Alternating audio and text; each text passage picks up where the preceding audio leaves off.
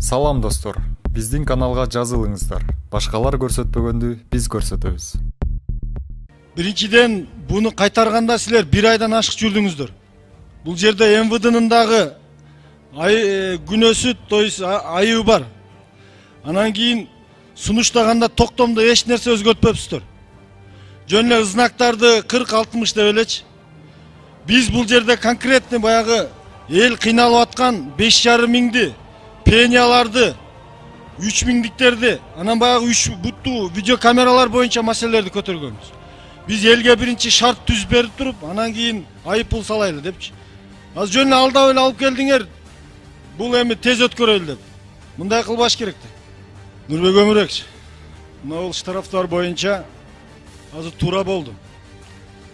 Марлен Абдрахманович, сиз тушуңузда отурган МВДнын өкүлдөрүнө суроо берсеңиз, сиз экөөбүз жана бир нече депутаттар ушул штрафты түшүрүш боюнча маселе көтөрүп атабыз 1 айдан бери.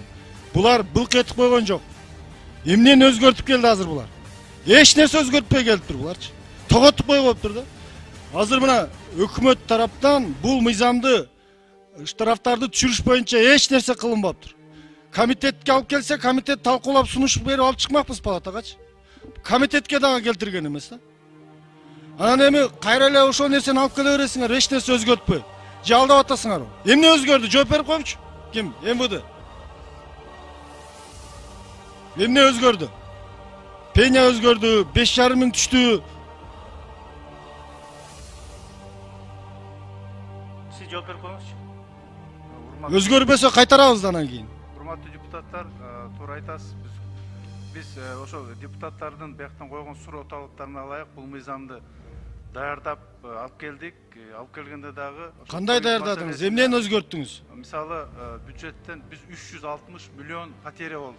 Потеря эмес, ал жеке фирмага кетип аткан мошенниктердин фирмасы.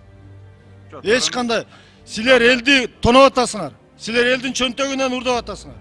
Жок, андай эмес, андай элдин чөнтөгүн урдаганга бизде күчүбүз жетпей. Силер күчүңөрдү погонду тагып алып туруп жеткирип атасыңар. Анан биз ошол бюджеттен бекитилген, өзүңөр бекитип берген бюджеттен 360 миллион потеря болсо дагы ага карабай эмнени негизинде потеря кылдыңар? Мен жооп берейин сизге. Сиз менин суроома жооп бериң. Эмне өзгөрдү азыр? Өзгөргөн мен сизге түшүндүрүп берип атам да, өкмөттүн негизги милдети бул пеняны алдыңарбы? Айып пулдарды азайтып, мыйзамдаштырып силерге алдадыңар. Эгер уруксат берсеңер, анан экинчиси, эгерде биз ушул маселени башка комитеттер кара десеңер, биз аяктан дагы макулбуз карап бергенге. Бирок батыраак убактыбызда кетип атат, эл күтүп атат. Алмаз Акунжанович, 5,5 миңдик штрафты канчага түшүрдүңөр? Жооп берип койсун, мына атайын отурат 3 сааттан бери. Отур. Уруксат болсо мен жооп берип коеюнбу? Урматтуу депутаттар, урматтуу төрага.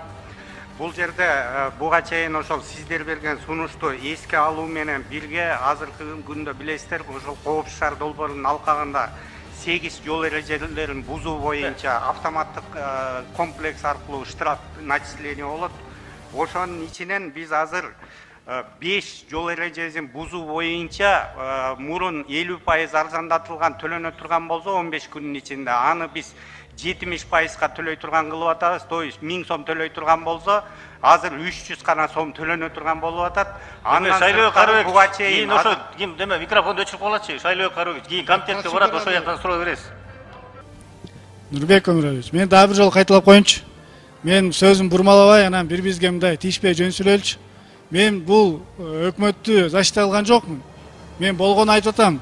Керек болсо 10 комитетте карайлы. Бирок регламентти эч ким бузган жок. Бул бир.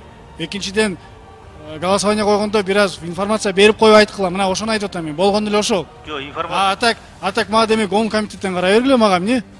Голосование коюп атканда мен атын атап кеттим.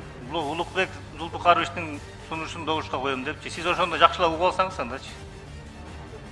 Сиз дагы тийишпей сүйлөңүз анда. Сиз мага айтып атпайсызбы? Экинчи микрофон. Рахмат. Урматтуу депутаттар, бул бузуулар жөнүндө кодекс негизги тармактык комитет укук тартиби мыйзамдуулук боюнча комитет караш керек да негизичи. Ошон үчүн бир комитет суранса, аны карап, ошол Нурбек Өмүрбекович, мен сүйлөп атам сиздерге. Анан эгерде комитет карайм десе, алардын дагы оюн сыйлап коюшубуз керек. Өкмөт туура 300 миллионго жакын выпадение болуп аткан болсо, мындай мыйзамдарды өкмөт дайым колдобойт.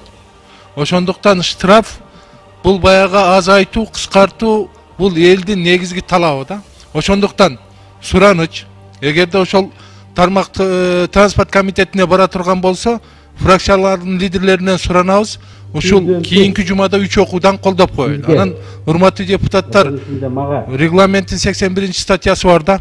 Эгерде бир маселе өтүп кетсе, өтүп кеткен маселеге дагы бир жолу кайтып келүүгө уруксат берет. Ошон үчүн ортого чыкканда, сунуш бергенде, ушул сунушту өтүп кеткен мыйзам чечимди кайра кайтып келүү боюнча добушка коюшубуз десеңиздер, мындай талаш тартыш болбойт да.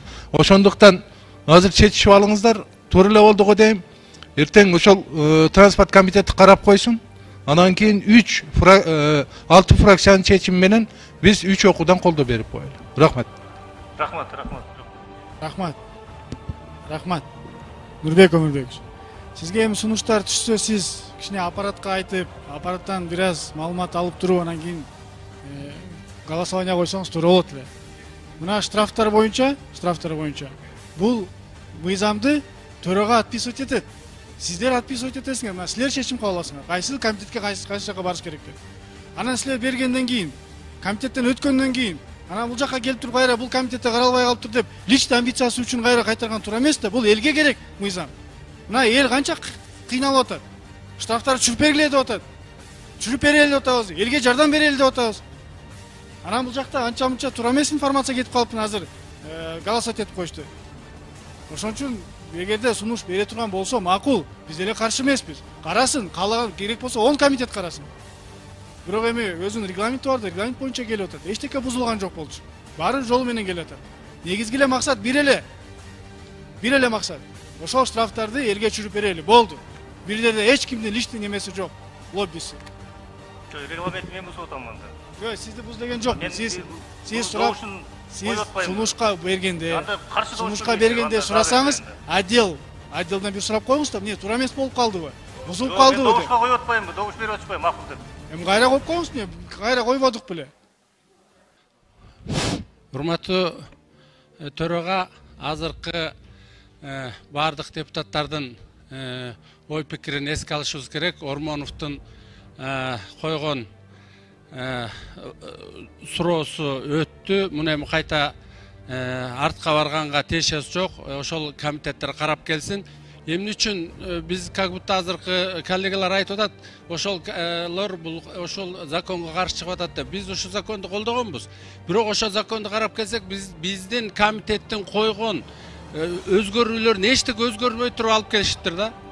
Ошол экелерди өзгөртөбүз, кайта эмкиден да келе берет. Ал биз азайтканга биз забыз, ушул вопросту бар биз көтөрүп чыкканбыз. Мына айтышсын бул жердеги өкүлдөр.